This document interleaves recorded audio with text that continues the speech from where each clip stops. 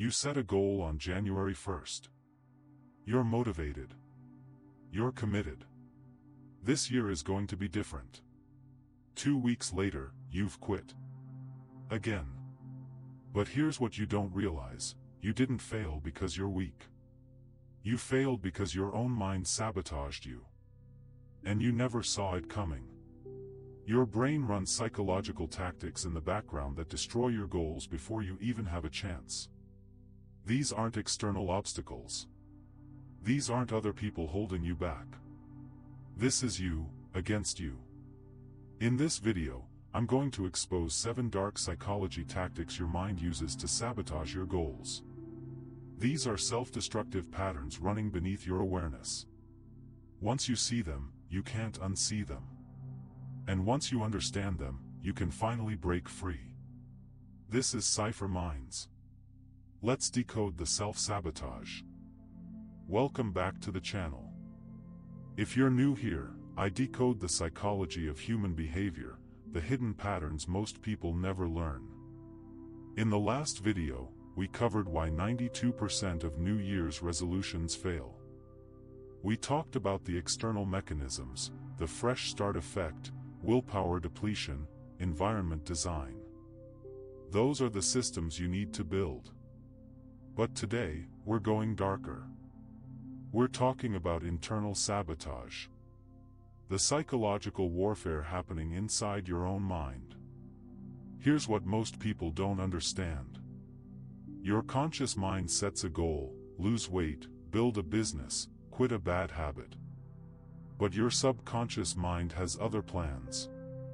It's running programs designed to keep you exactly where you are. Because change is dangerous. The unknown is threatening. Your brain would rather keep you safe and miserable than let you risk failure. So it sabotages you. Subtly. Quietly. In ways you don't even notice until the goal is dead. We're going to expose 7 of these tactics. Some of them will make you uncomfortable. You'll recognize yourself. You'll realize you've been your own worst enemy. But that's good. Because awareness is the first step to breaking the pattern. Let's start with the most common form of self-sabotage, and the one that feels the most like logic. Your brain is a master at making bad decisions feel logical. This is rationalization. The psychological defense mechanism where you create seemingly reasonable explanations for behavior that's actually self-destructive. Let me give you an example. You committed to going to the gym at 6 a.m. The alarm goes off. You're tired. And immediately, your brain starts building a case. I didn't sleep well. My body needs rest.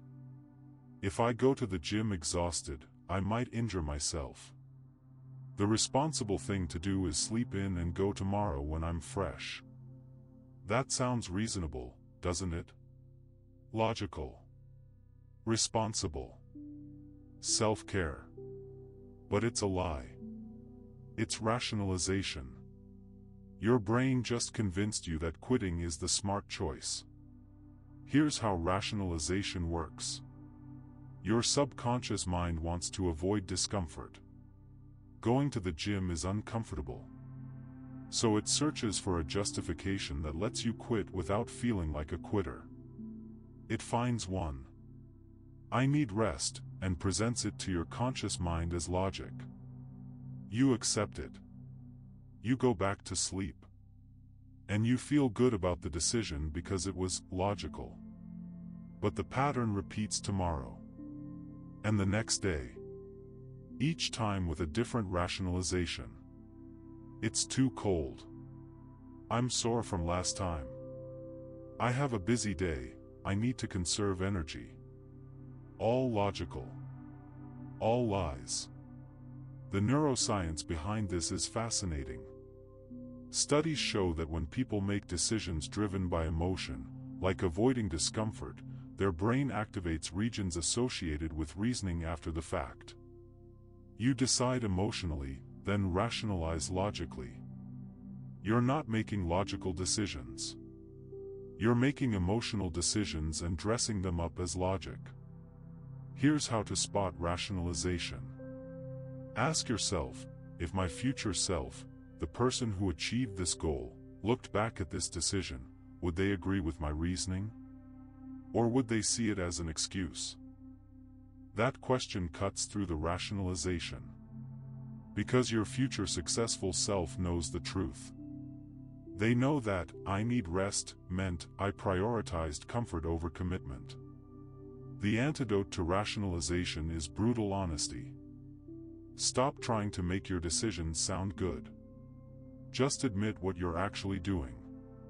I'm choosing comfort over my goal. Say it out loud. Own it. When you strip away the rationalization, you're left with a choice. Keep the goal or keep the comfort. You can't have both. Perfectionism sounds like a good thing. I have high standards. I want to do things right. But perfectionism isn't about excellence. It's about fear. And it's one of the most effective forms of self-sabotage because it masquerades as ambition. Let me tell you about Jennifer. She wanted to start a YouTube channel. She spent 6 months researching cameras, lighting, editing software. She wrote 30 scripts. She designed logos. She planned everything perfectly. She never uploaded a single video. Why? Because it wasn't perfect yet. The audio wasn't professional enough. The thumbnail design needed work. The script could be better. There was always something that wasn't quite right. Perfectionism gave her permission to never start. And it felt virtuous. She wasn't procrastinating, she was being thorough. She wasn't avoiding, she was preparing. But preparation without execution is just fear with a respectable name. Here's the psychological mechanism. Perfectionism protects your ego. If you never try, you never fail. If you never put your work out there, no one can criticize it. Your potential remains infinite because it's never tested against reality. Psychologist Thomas Greenspon studied perfectionism and found it's rooted in shame. Perfectionists believe their worth is conditional. They're only valuable if they perform flawlessly. So they avoid situations where they might be revealed as imperfect. The paradox? Perfectionism guarantees failure. Because perfect doesn't exist. You're chasing an impossible standard, which means you'll always fall short, which reinforces your shame, which increases your perfectionism. It's a self-perpetuating cycle. Compare Jennifer to Marcus. Marcus also wanted to start a YouTube channel. His first video had bad audio, a boring thumbnail, and rambling content. He uploaded it anyway. It got 47 views. He made a second video. Slightly better. 83 views. By video 20, he had 1,000 subscribers. By video 50, he was monetized. His early videos still exist on his channel. They're terrible. He doesn't care. They were necessary steps. Marcus understood something Jennifer didn't. Done is better than perfect. Progress requires imperfection. You learn by failing, not by planning. The antidote to perfectionism is the 80% rule. If something is 80% ready, ship it. Publish it. Send it. Whatever gap exists between 80% and 100% isn't worth the delay. You'll learn more from doing it imperfectly than from perfecting it in private. Your goal isn't to be perfect. Your goal is to be in motion. Perfectionism is just fear wearing a disguise. You decide to get in shape. You start working out. You're making progress. Then you see someone on Instagram. Six-pack abs. Perfect physique. living your goal. And instantly, your motivation dies. What's the point? I'll never look like that. I'm so far behind. This is comparison. The psychological trap where you measure your beginning against someone else's middle or end. And it kills your goals before they have a chance to develop. Social psychologist Leon Festinger called this social comparison theory. We constantly evaluate ourselves by comparing to others.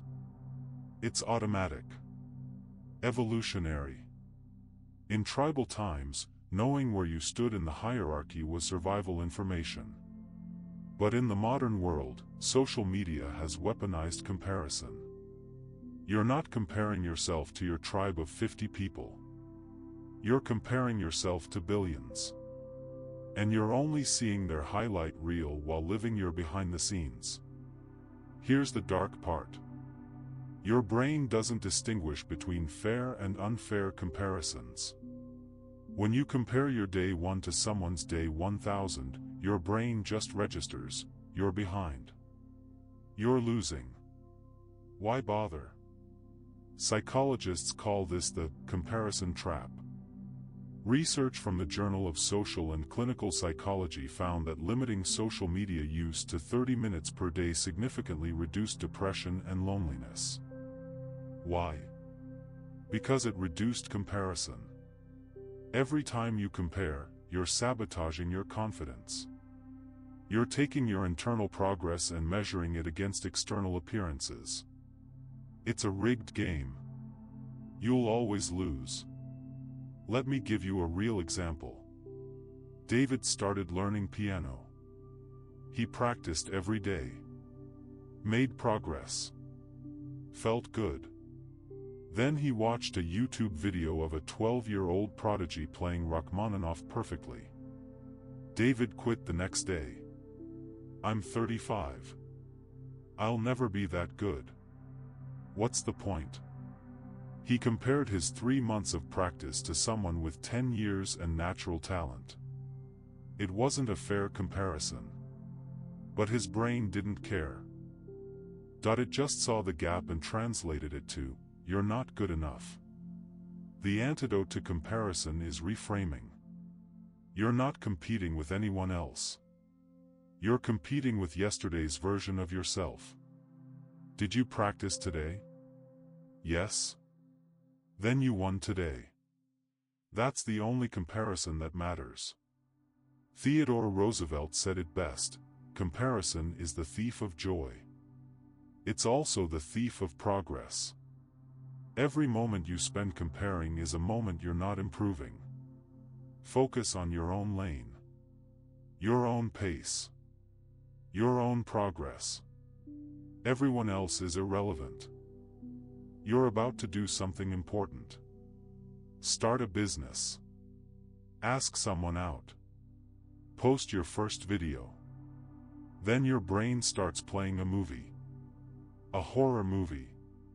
Where everything goes wrong. What if I fail? What if people laugh? What if I lose everything? What if I embarrass myself? What if? This is catastrophizing. The cognitive distortion where you imagine the worst possible outcome and treat it as inevitable. Psychologists Aaron Beck and Albert Ellis identified catastrophizing as a core feature of anxiety disorders. Your brain takes a small risk and magnifies it into a disaster. A job interview becomes, "I'll never get hired anywhere." A difficult conversation becomes, "They'll hate me forever." Starting a business becomes, "I'll go bankrupt and lose everything." Here's the mechanism. Your amygdala, the fear center of your brain, is designed to keep you alive. It scans for threats. When it detects risk, it floods your system with anxiety. This was useful when threats were physical, predators, enemies, starvation. But modern threats are psychological. And your amygdala can't tell the difference between a tiger and an uncomfortable conversation. It treats both as life-threatening. So it catastrophizes. It imagines the worst to keep you from taking the risk. The problem? Catastrophizing paralyzes you. When your brain is screaming that disaster is imminent, you freeze. You don't take the action. You stay safe. You stay stuck. Research from cognitive behavioral therapy shows that catastrophic predictions almost never come true. When researchers had anxious people track their catastrophic thoughts and then the actual outcomes, accuracy was less than 10%. 90% of the disasters they imagined never happened. Your brain is lying to you. It's not predicting the future. It's trying to control you through fear. Let me tell you about Rachel. She wanted to switch careers. Move from accounting to graphic design. But every time she thought about it, her brain catastrophized. You'll fail. You'll run out of money. You'll regret it. You'll have to crawl back to your old job humiliated. She stayed in accounting for 5 more years. Miserable. Safe. Then her company downsized. She got laid off. The disaster she feared, losing her job, happened anyway. But not because she took a risk. Because she played it safe. She realized something crucial. The worst-case scenario can happen whether you try or not. At least if you try, you have a chance at the best-case scenario. The antidote to catastrophizing is reality testing. When your brain says, "This will be a disaster," ask, "What's the evidence? What's the actual worst case? And could I survive it?" Usually, the worst case isn't death. It's embarrassment. Temporary setback. Discomfort. Things you can survive. Things that won't matter in 5 years. Your brain amplifies fear to stop you. Don't let imagined disasters kill real opportunities. You're on a diet. You've been perfect for 6 days. Then on day 7, you eat a cookie. And your brain says, "You already blew it. The diet's ruined. Might as well eat the whole box." This is all or nothing thinking. The cognitive distortion where you see things in binary terms. Perfect or failure. Success or disaster. No middle ground. Psychologists call this black and white thinking or dichotomous thinking. It's a common feature in anxiety and depression. And it's devastating for goals. Here's why. All or nothing thinking turns small setbacks into complete failures. You miss one workout, the whole fitness goal is dead. You skip one day of your business plan, you're a failure who can't commit. You break your diet once, you have no self-control. The cognitive error is treating a momentary lapse as permanent identity. One action becomes who you are. One mistake becomes proof you can't succeed. But life isn't binary. Progress isn't linear. Success isn't perfection. Let me give you an example. Michael committed to writing every day. He did it for 23 days straight. On day 24, he was exhausted. He didn't write. All or nothing thinking said, "You broke the streak. You failed. You're not a real writer." So he quit.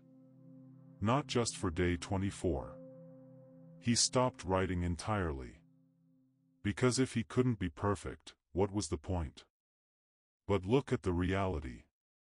He wrote for 23 out of 24 days. That's 96% consistency. That's exceptional. One missed day doesn't erase 23 successful days. But all or nothing thinking made him see it as total failure. Compare that to Sarah.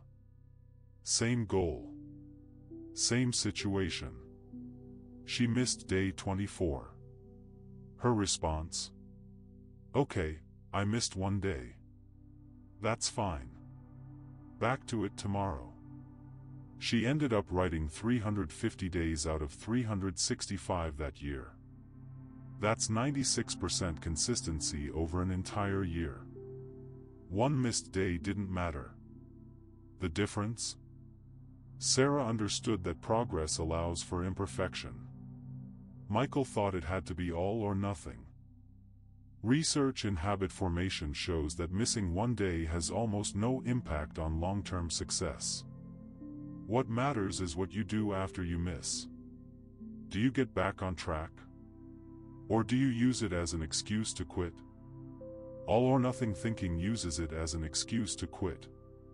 And it disguises quitting as integrity. If I can't do it perfectly, I won't do it at all. That sounds principled. It's actually just fear of imperfection. The antidote is embracing the 80% rule. If you're consistent 80% of the time, you're succeeding. Not perfect. Succeeding.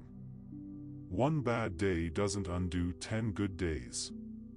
One setback doesn't erase weeks of progress. Progress is messy. Perfection is a myth. All-or-nothing thinking turns temporary setbacks into permanent failures. Don't let one bad day convince you to quit. Things go wrong. Life throws obstacles at you. That's reality. But here's where self-sabotage happens.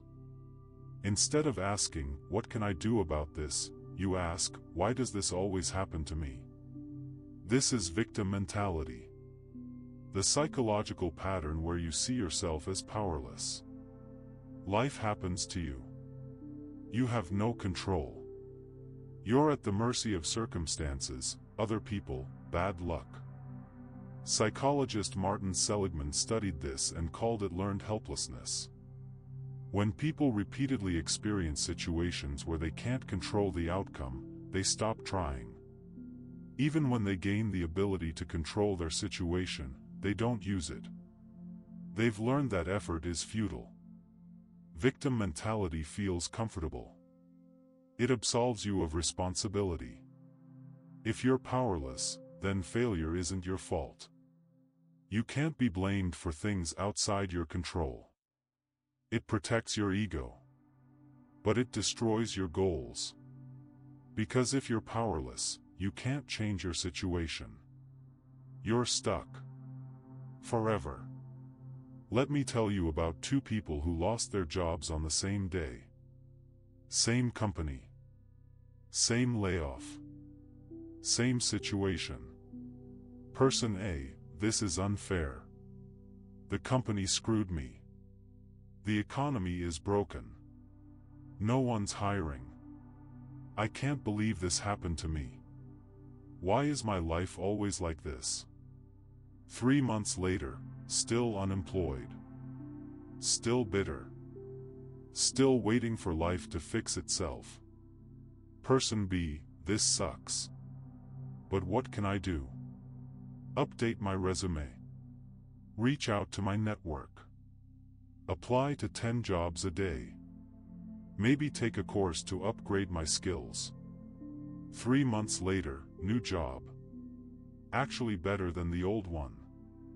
Same situation. Completely different outcomes. The difference? One saw themselves as a victim. The other saw themselves as an agent. Victim mentality is seductive because it removes pressure. You don't have to try if success is impossible. You don't have to take responsibility if everything's outside your control. You get to be right about how unfair life is. But you stay stuck. The harsh truth? Life is unfair. Things happen that aren't your fault. You don't get to choose your circumstances. But you do get to choose your response. Viktor Frankl survived Nazi concentration camps. He watched people die around him. Experienced unimaginable suffering. And he realized something profound. The Nazis could control everything about his external life. But they couldn't control his internal response.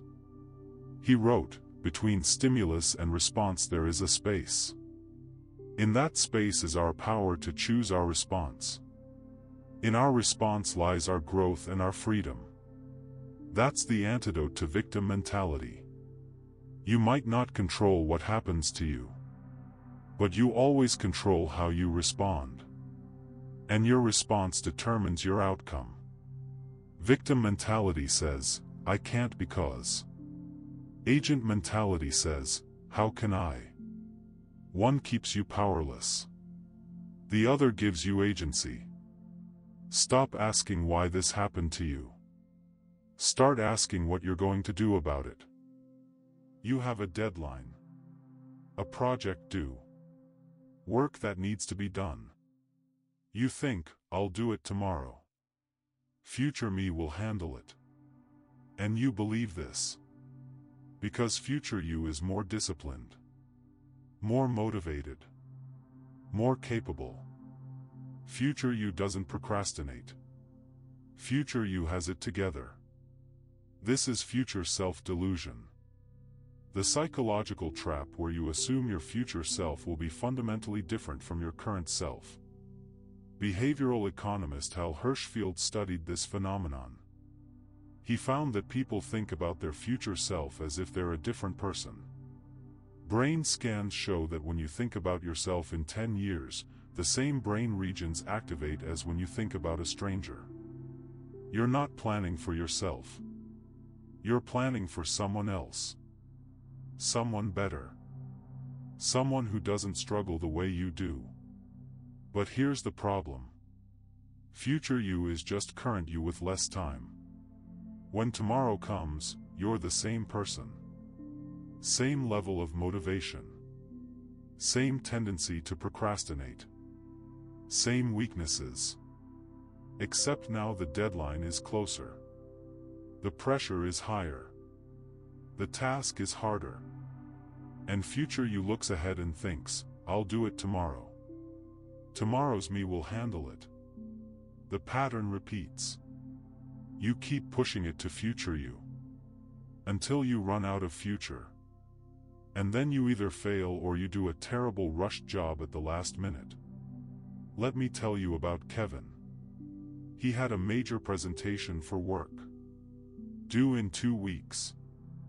Day 1, he thought, "I'll start next week when I have more time." Week 2 arrives. "I'll start this weekend when I'm fresh." Weekend arrives. "I'll wake up early Monday and knock it out." Monday morning.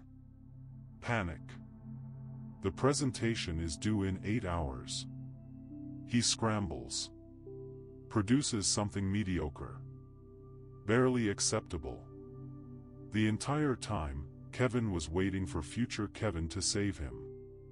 But future Kevin was just current Kevin with less time and more stress. The psychological mechanism is temporal discounting.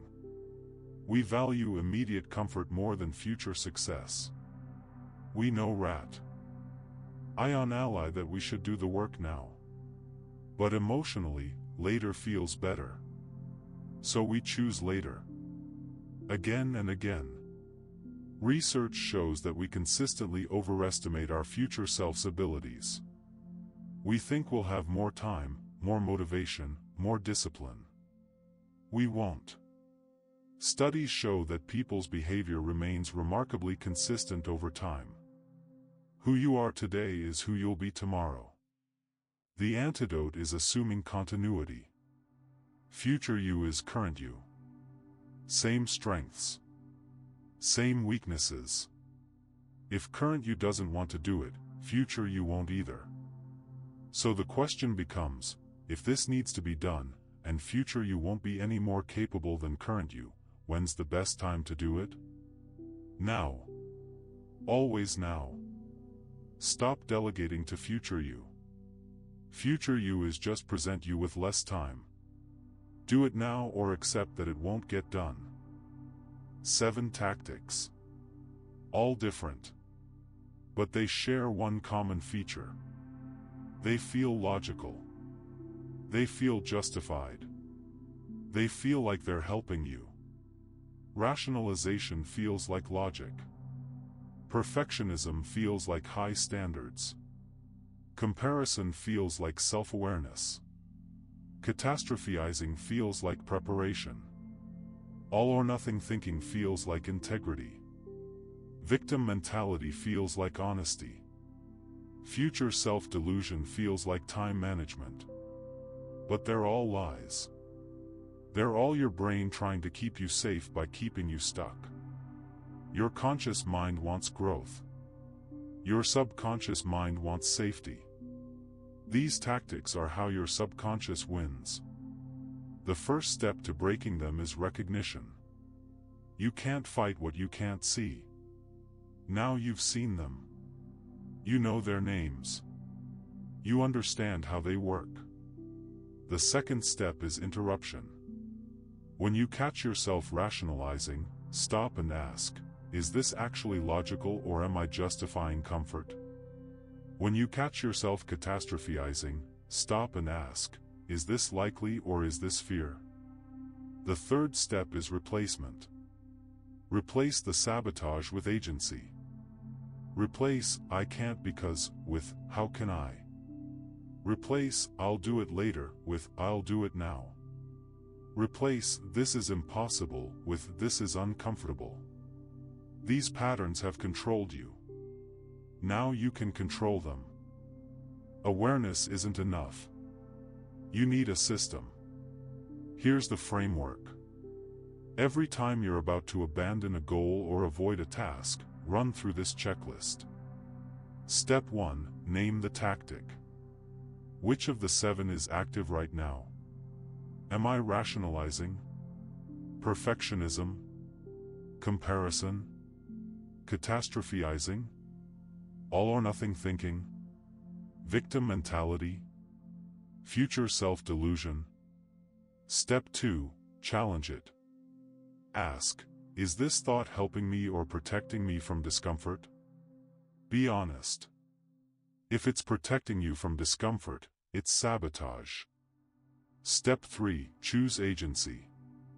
Ask, if I ignore this thought and act anyway, what's the worst that actually happens? Usually, it's temporary discomfort, not disaster.